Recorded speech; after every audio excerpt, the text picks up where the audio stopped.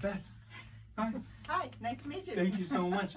Okay, guys, we have Beth. We're going to continue a conversation that we've been having because you've reached financial sustainability, and I would actually say thriving. If you can decide whatever you want to do and you have discretion over your schedule, that's the goal. Oh, that's totally. the goal. This is a tailor shop. I started working for the Navy years ago, and I really liked the work, but I really hated working for the Navy. Yeah. They have a lot of rules. There's a lot of miserable people. Yeah. There's a million problems that can easily be fixed, and they had policies against nearly all of them. Yeah. That cost time and money and cause aggravation needlessly for people who can least afford to pay for the loss of time and the aggravation. I imagine the inefficiency drove you nuts. Oh, it made me completely insane. This is not going to be how I'm going to spend 40 years working. No, it's unsustainable. I was like, I'll just bank my paychecks for the next year, see if my family can do without my income, and I'll get seed money together to start my own place. Excellent. And if it doesn't work, they'll hire me back because they're chronically short, and I won't leave on bad terms. I'll give them notice, and that's what I did. That's the thing with the corporate structures of this world, corporate military.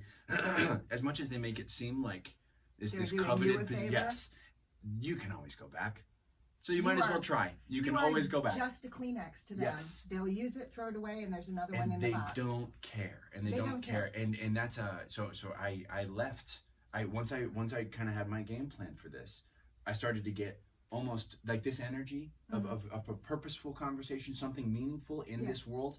It was such an addicting process for me that I started to get really short with my corporate situation, even though I had agreed to the pay, I had agreed to all these things. I was put in charge of special projects. There were all these things that were going well on paper, but I was miserable. And as I was given these menial tasks, I was thinking, oh, I hate this. I spent 12 years in school for this. Yes. And what is the point of all of this if I'm waking up miserable? I mean, as you were still working, you were saving up because of the initial investment in building your own business. You needed X amount of money to do that. I needed $12,000 to buy equipment, rent a space, pay the rent until the business could pay for itself. Sure. This place is doing very, very well, and has for 34 years. And you just got back from an awesome vacation, which you were able to take when you wanted to do whatever you wanted. Exactly. Which is to me the mark of health, the mark of success.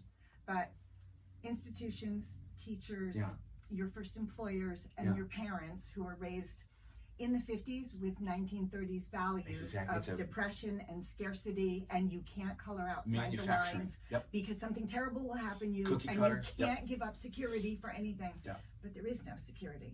There's no security in life. There's no security in a relationship. There's no security in the banks. Corporate America will not take care of you, and we could all get hit by a bus this afternoon. Yes, and they won't care if you do.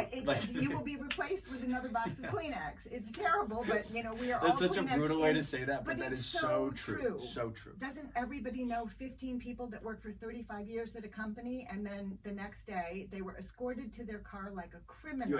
Yes. With holding a box with security with their kids' pictures, and somebody takes your badge and your computer. And that's not, just so you guys know, that might be the only existence you understand. That's not how humans are supposed to live. That's not how we're supposed to be treating each other. Awesome. And people don't emphasize that if you're willing to work really hard, when you're self-employed, you work more hours.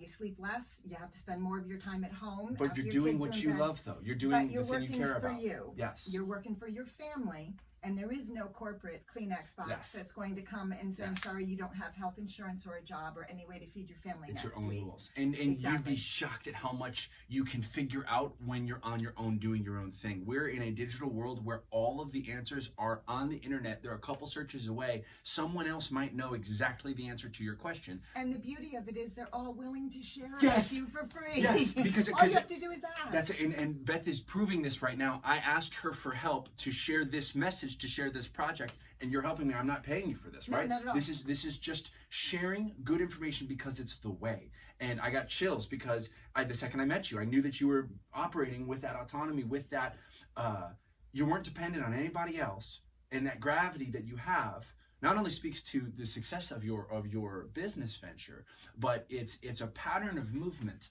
that could save people's lives. Because to me, I'm seeing rampant depression and anxiety. Oh, sure. And when I meet these people who are so depressed and so anxious, they're forcing themselves into these horrible positions, doing the job that has security, trying to stay safe, and but there alive. is no security. And at the end of it. It's a myth. I remember being like, guys, like, you're alive, and yeah, you're safe, but you're not living.